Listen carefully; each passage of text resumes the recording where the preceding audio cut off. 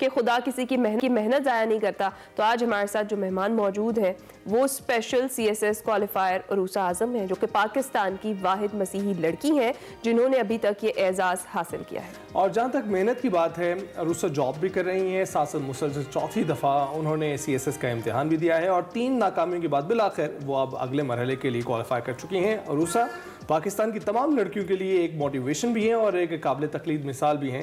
مزید ان کا یہ سفر کتنا مشکل رہا انہی سے جان لیتے ہیں. اس وقت ہمارے ساتھ موجود ہیں. عروسہ کیسی ہیں آپ؟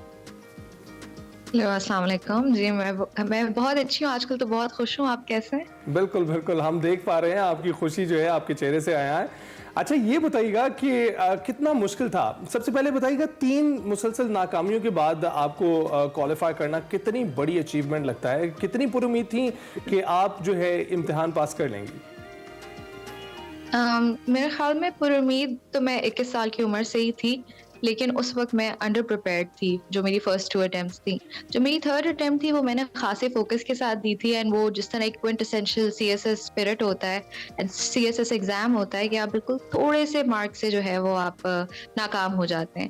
تو ویسے تو اگر میری جو 2 اٹیمپٹس تھی جو میں نے کمپرومائز دی تھی، اگر تو یہ ایک regular C S S process ہوتا تو پھر میری بھی ہوپس ڈسپیئر ہو جاتی کہ میں نے اپنی 3 اٹیمپٹس ایگزاسٹ کر لی ہوتی. لیکن میرے خیال میں قدرت مجھے ایک چانس دینا چاہ رہی تھی کہ اسی ٹائم پہ میرے پاس ایک 4تھ چانس تھا، جس کو میں وائلڈ کارڈ انٹری کہتی ہوں اب.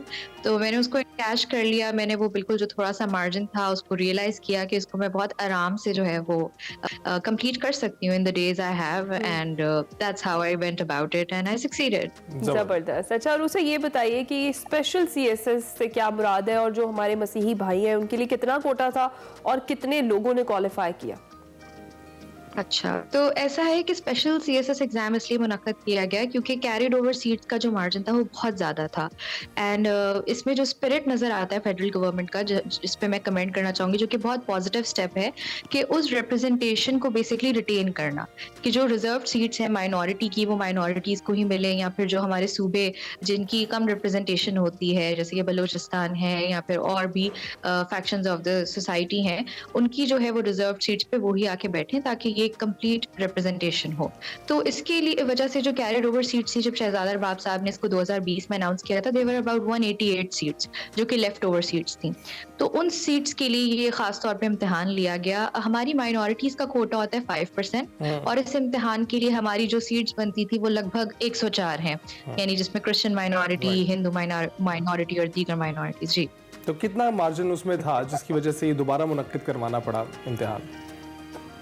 جی جس طرح میں نے آپ کو بتایا نا کہ 188 seats is a very very considerable amount, یعنی اس کو آپ نیگلیکٹ نہیں کر سکتے، کیونکہ آپ نے اس کی ہوگا کہ عام طور پہ ریگولر سی ایس ایس میں بھی جس میں پورا پاکستان کی شمولیت ہوتی ہے، اس میں بھی 250 سے لے کے 300 بچے پاس ہوتے ہیں. تو ایسی سچویشن میں آپ دیکھیں کہ تقریباً 200 سیٹس ہی ان کی جو ہے وہ ریزروڈ ہونا ایک بہت کنسیڈریبل اماؤنٹ ہے، جس کی وجہ سے کہ فیڈرل گورنمنٹ نے اس ریگرس پروسیس کو ایک دفعہ اسپیشلی وہ جو ہے وہ کیا. جی یہ بتائیے گا کہ کیا گر بتائیں گی آپ کو یہ امتحان پاس کرنے کا، کیونکہ اب آپ تو بہت تجربہ کار ہو چکی ہیں امتحان کو دینے میں، تو کیا کہیں گی کہ کس طرح سے پاس کیا جا سکے؟ یہ کیا راز ہے اس کا؟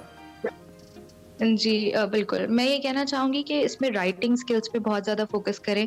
یہ امتحان آپ کی ذہانت کا تو ہے ہی ہے، آپ کی میمورائزیشن سکلز کا بھی ہے، آپ کے انالیسز کو بھی چیک کرتا ہے، لیکن ساتھ ساتھ یہ ایگزام لیبوریس بھی ہے. یہ ٹیڈیس امتحان بھی ہے کیونکہ آپ کو ڈیلی جو ہے وہ کم از کم 6 گھنٹے لکھنا ہوتا ہے ہر پیپر میں، اور یہ پیپر وداؤٹ اینی گیپس ہوتے ہیں. تو آپ کے جو 12 امتحان ہوتے ہیں وہ تقریباً جو ہے وہ 8 سے 9 دن میں کمپلیٹ ہو جاتے ہیں. تو آپ لوگ پڑھیں لکھیں اور جو ہے انالیسس ڈیولپ کریں، اس میں یہ چیز بہت معنی رکھتی ہے.